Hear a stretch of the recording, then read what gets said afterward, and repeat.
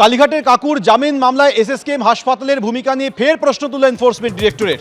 আদালতের কাছে enforcement directorate ফের এসএসকেএম কর্তৃপক্ষের ভূমিকা নিয়ে প্রশ্ন তুলেছেন। একই সঙ্গে তাদের নিরপেক্ষতা নিয়েও প্রশ্ন ইডির।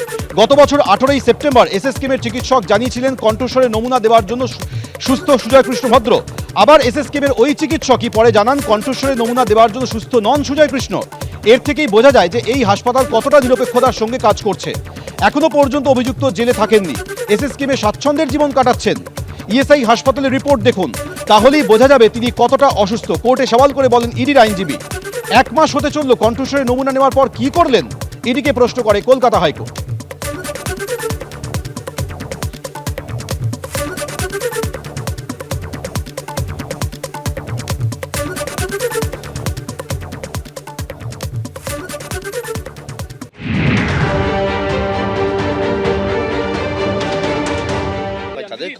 আমরা তো কনফিডেন্স বিল্ড আপ তো করেছি, আমরা চেষ্টা করেছি যে ওনাদের বলতে যে আপনাদের যা কমপ্লেন আছে লিখিতভাবে জানান, নিশ্চয়ই দেখা হবে। ঠিক আছে, কিছু পেয়েছি। রাজ্য প্রশাসনের তৈরি করে দেওয়া 10 সদস্যের টিমের পাশাপাশি আজ জাতীয় মহিলা কমিশনের সদস্যরা সন্দেশখালীতে যান। বিভিন্ন গ্রামে ঘুরে দেখেন এই জাতীয় মহিলা কমিশনের 2 সদস্য। তারা সেই সমস্ত মহিলাদের সঙ্গে কথা বলেন যারা বিভিন্ন ক্ষেত্রে গুরুতর অভিযোগ করছিলেন। কি তাদের অভিযোগ রয়েছে সেগুলো তারা শোনেন এবং লিপিবদ্ধ করেন। এর পরিপ্রেক্ষিতে তারা তাদের পরবর্তী রিপোর্ট তৈরি করবেন।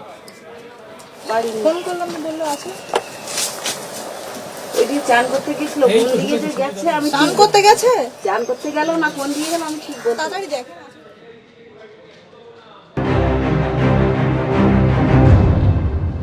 সন্দেশখালীর মানুষ রাস্তায় নেমে ক্ষোভ উগড়ে দিতেই শেখ শাহজাহান, শিবু হাজরা, উত্তম সর্দারদের বিরুদ্ধে একের পর এক চাঞ্চল্যকর অভিযোগ উঠতে শুরু করে। সেই সমস্ত অভিযোগ সামনে আসার পর নড়ে চড়ে বসে জাতীয় মহিলা কমিশন। রাজ্য সরকারের কাছে 48 ঘন্টার মধ্যে তারা রিপোর্ট চেয়ে পাঠিয়েছিলেন সন্দেশখালীতে যে মহিলারা যে অভিযোগ করছেন তাদের উপর অত্যাচার, জোর জুলুমের যে অভিযোগ, সেই অভিযোগ দিয়ে।